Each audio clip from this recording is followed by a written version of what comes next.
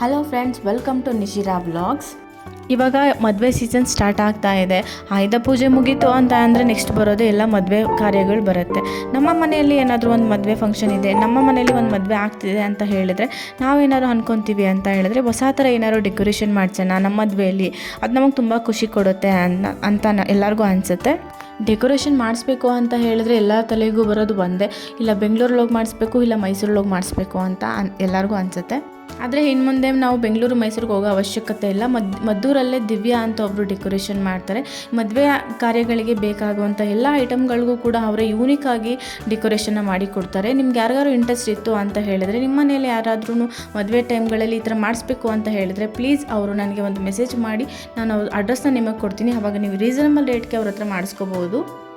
ಇವಾಗ ಆಲ್ರೆಡಿ ತುಂಬ ಬೆಳೆದಿರೋರ ಹತ್ರ ನಾವು ಡೆಕೋರೇಷನ್ ಮಾಡ್ಸೋಕೆ ಹೋಗ್ತೀವಿ, ಈ ಥರ ಎಲ್ಲ ಮಾಡಿಕೊಡಿ ಅಂತ ಕೇಳಿದ್ರೆ ನಿಜವಾಗ್ಲೂ ತುಂಬಾ ಪ್ರೈಸ್ ಜಾಸ್ತಿ ಇರುತ್ತೆ. ಬಟ್ ಇವ್ರ ಹತ್ರ ತುಂಬ ರೀಸನಬಲ್ ರೇಟ್ಗೆ ಆರಾಮಾಗಿ ಮಾಡಿಕೊಡ್ತಾರೆ. ನೋಡಿ, ನಮ್ಮ ಕಡೆ ಇದನ್ನು ಭುಜಂಗಯ್ಯ ಪೆಟ್ಟಿಗೆ ಅಂತ ಕರಿತೀವಿ. ಇದನ್ನು ನಾವು ಮದುವೆ ಶಾಸ್ತ್ರಗಳಲ್ಲಿ ಕಂಪಲ್ಸರಿ ಉಪಯೋಗಿಸ್ತೀವಿ. ಬಟ್ ಅದಕ್ಕೂ ಕೂಡ ಡೆಕೋರೇಷನ್ ಮಾಡ್ಬೋದು ಅಂತ ನಂಗೆ ಗೊತ್ತಿರಲಿಲ್ಲ. ಇದನ್ನು ಅಷ್ಟೇ ಭತ್ತ ಕುಟ್ಟೋ ಟೈಮಲ್ಲಿ ಕೇಗಳಿಗೆ ನಾವು ಈ ಥರ ಡಿಸೈನ್ ಮಾಡಿದ್ರೆ ನಿಜವಾಗ್ಲೂ ತುಂಬಾ ಚೆನ್ನಾಗಿ ಅನಿಸ್ತಾ ಇರುತ್ತೆ. ನೋಡಿ, ಇದು ದೇವ್ರ ಥರ ಅಂಥ ಕಾರ್ಯಗಳಲ್ಲಿ ನಾವು ಉಪಯೋಗಿಸೋ ಅಂಥದ್ದು. ನನ್ನ ಮದುವೆ ಟೈಮಲ್ಲಿ ಬರೀ ಮಡಿಕೆಗಳಿಗೆ ಮಾತ್ರ ನಾವು ಡಿಸೈನ್ಸ್ ಮಾಡಿಸಿದ್ವಿ. ನಿಜವಾಗ್ಲೂ ಈ ಥರ ಎಲ್ಲ ಡಿಸೈನ್ ಮಾಡ್ತಾರೆ ಅಂತ ನಂಗೆ ಗೊತ್ತಾಗಿದೆ. ಇವಾಗಲೂ ತುಂಬ ಯೂನಿಕ್ಕಾಗಿ ತುಂಬ ನೀಟಾಗಿ ಪ್ರೆಸೆಂಟ್ ಮಾಡಿದ್ದಾರೆ.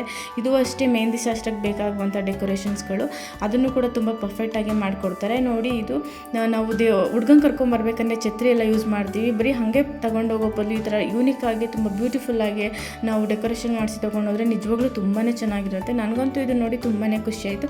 ಸೊ ದಟ್ ಯಾರಿಗಾದ್ರೂ ಯೂಸ್ ಆಗಲಿ ಅಂತ ನಾನು ಈ ಬ್ಲಾಗ್ನ ಮಾಡ್ತಾಯಿದ್ದೀನಿ. ಪ್ಲೀಸ್ ಇದನ್ನು ನೋಡಿ, ನಿಮ್ಗೆ ಯಾರಿಗಾರು ಇಂಟ್ರೆಸ್ಟ್ ಇತ್ತು ಮಾಡಿಸ್ಬೇಕು ಅಂತ ಹೇಳಿದರೆ ಖಂಡಿತ ದಿವ್ಯ ಅವ್ರನ್ನ ಕಾಂಟ್ಯಾಕ್ಟ್ ಮಾಡ್ಬೋದು. ನೋಡಿ, ಕಾಯಿಗಳಿಗೂ ಅಷ್ಟೇ ತಟ್ಟೆಗೆ ಶಾಸ್ತ್ರಗಳಲ್ಲಿ, ಇವಾಗ ಎಂಗೇಜ್ಮೆಂಟ್ಗಳಲ್ಲಿ ಅಥವಾ ಬೇರೆ ಏನಾದರೂ ತಟ್ಟೆ ಶಾಸ್ತ್ರಗಳಲ್ಲಿ ಈ ಥರ ಕಾಯಿಗಳನ್ನೆಲ್ಲ ಡೆಕೋರೇಷನ್ ಮಾಡಿಸಿದ್ರೆ ತುಂಬಾ ಚೆನ್ನಾಗಿರುತ್ತೆ. ಇದು ಅಷ್ಟೇ ಹುಡುಗ ಹುಡುಗಿ ಬಂದ ತಕ್ಷಣ ಅಂತರ್ಪಟ ಅಂತ ಹಿಡಿತಾರಲ್ಲ, ಆ ಟೈಮಲ್ಲಿ ಯೂಸ್ ಮಾಡೋ ಅಂಥದ್ದು ನಿಜವಾಗ್ಲೂ ಚೆನ್ನಾಗಿದೆ. ಅದು ಅಲ್ಲದೆ ವಾಸ್ಗಳಿಗೆಲ್ಲ ತುಂಬ ನೀಟಾಗಿ ಡೆಕೋರೇಷನ್ ಮಾಡಿ ಕೊಡ್ತಾರೆ. ತುಂಬ ಚೆನ್ನಾಗಿದೆ, ನನಗಂತೂ ಇಷ್ಟ ಆಯಿತು. ಪ್ಲೀಸ್ ನೀವು ಯಾರಿಗಾರು ಮಾಡಿಸ್ಬೇಕು ಅಂತ ಇದ್ದರೆ ಇವ್ರನ್ನ ಕಾಂಟ್ಯಾಕ್ಟ್ ಮಾಡಿ ಅಂತ ಹೇಳ್ತೀನಿ.